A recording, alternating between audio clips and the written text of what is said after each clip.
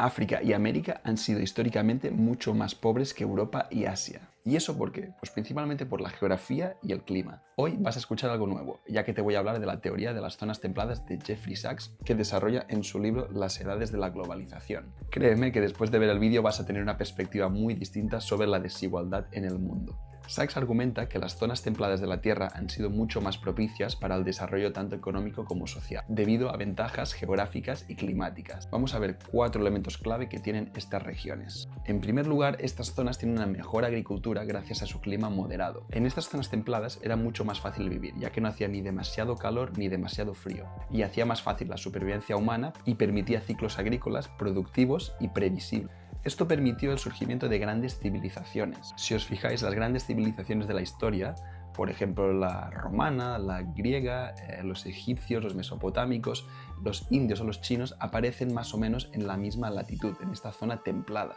También estas zonas tienen menos amenazas naturales. A diferencia de los trópicos, donde las inundaciones, las sequías extremas o las enfermedades afectan a los cultivos, las zonas templadas suelen ser mucho más estables. Todo esto propició que estas zonas tuvieran excedentes agrícolas. Con esta producción estable de alimentos, estas sociedades pudieron especializarse en actividades como la ciencia, la ingeniería o el comercio. También gracias a estos excedentes pudo aumentar muchísimo la población. Veamos este ejemplo. El Imperio Romano y la China Han estaban en estas zonas templadas y por ello consiguieron altas densidades de población, alimentadas por la rica producción de trigo, principalmente en el Imperio Romano, y trigo, mijo y sobre todo arroz en la China Han. El Imperio Han tenía en el año 1 después de Cristo una población de unos 60 millones y el Imperio Romano tenía en esa misma fecha unos 45 millones de personas. Y ojo con este dato, estos dos imperios sumaban juntos casi la mitad de la población mundial en ese momento. A partir del año 1000, Eurasia concentraba, atención, el 77% de la población mundial, mientras que América tenía solo un 8% de la población mundial, una cifra demasiado baja y dispersa para llegar al mismo nivel tecnológico que llegó Eurasia. Y África, por su parte, solo representaba el 14% de la población mundial en ese momento. Las zonas templadas carecen de enfermedades tropicales, como por ejemplo la malaria, que frenaron el desarrollo en los trópicos. Estas enfermedades bajaron la producción económica, pero también la esperanza de vida. En estas zonas templadas, las enfermedades transmitidas por vectores como la malaria o el dengue son menos comunes debido a las temperaturas frías que limitan la proliferación de mosquitos y parásitos. Por cierto, aquí los británicos produjeron en masa quinina, agua tónica, para controlar la malaria y poder conquistar África. Y luego lo mezclaron con ginebra y tachán, ya hemos inventado el gin tonic. Vamos con el tercer punto. Estas zonas templadas están mucho mejor conectadas geográficamente, facilitando así el comercio y la difusión de ideas, que era súper importante.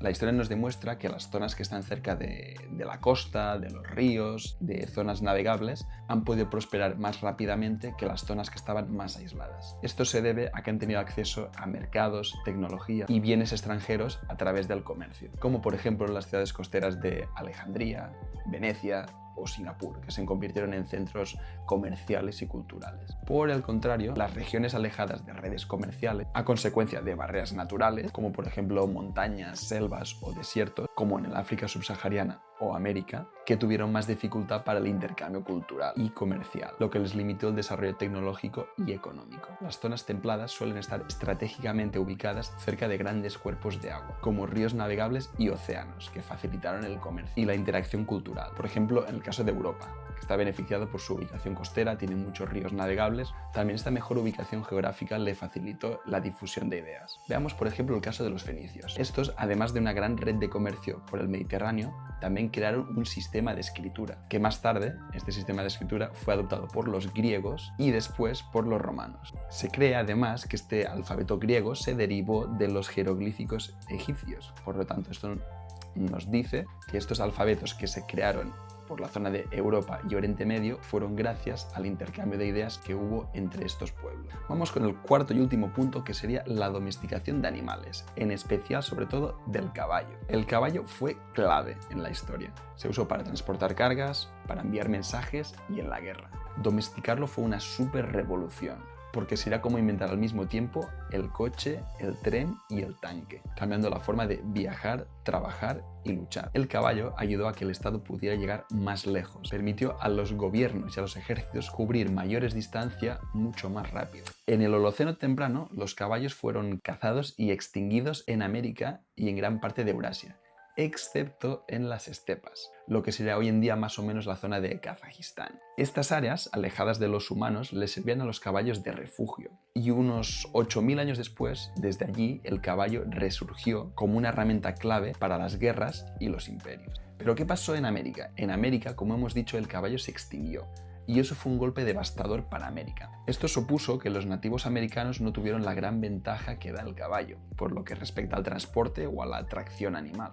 Y luego, la siguiente vez que los americanos se encontraron con caballos fue cuando llegaron los españoles, y en ese momento los españoles ya tenían una ventaja tecnológica enorme. Hablando de África, su clima hizo muy difícil criar animales de granja, como vacas y caballos, debido a muchas enfermedades transmitidas por insectos o garrapatas. Como resultado de esto, hubo escasez de animales de carga y de tiro, como caballos y burros en gran parte de África. Estas regiones del mundo que carecían de la fuerza de los caballos se quedaron muy atrasadas respecto a las otras zonas que sí tenían caballos. Y normalmente estas zonas acabaron siendo conquistadas por jinetes guerreros. En conclusión, la enorme productividad de la agricultura y de la cría de animales de la templada Eurasia, ayudada del comercio y de la gobernanza basada en el caballo y del flujo de los avances tecnológicos a través de un inmenso eje de este a oeste, hicieron que las latitudes afortunadas fueran el auténtico centro demográfico, tecnológico y económico del mundo. Que las temperaturas sean altas en África supone muchos obstáculos, entre ellos la dificultad del trabajo físico pesado con temperaturas altas, la propagación durante todo el año de enfermedades transmitidas por vectores a humanos como la malaria y a los animales de granja como la tripanosomiasis, y la rápida proliferación de los patógenos en alimentos y agua. Además, en muchos suelos tropicales se agotan los nutrientes, ya que la materia orgánica del suelo se descompone muy rápidamente. A lo largo de la historia, estas desventajas tropicales pesaron sobre todo en África,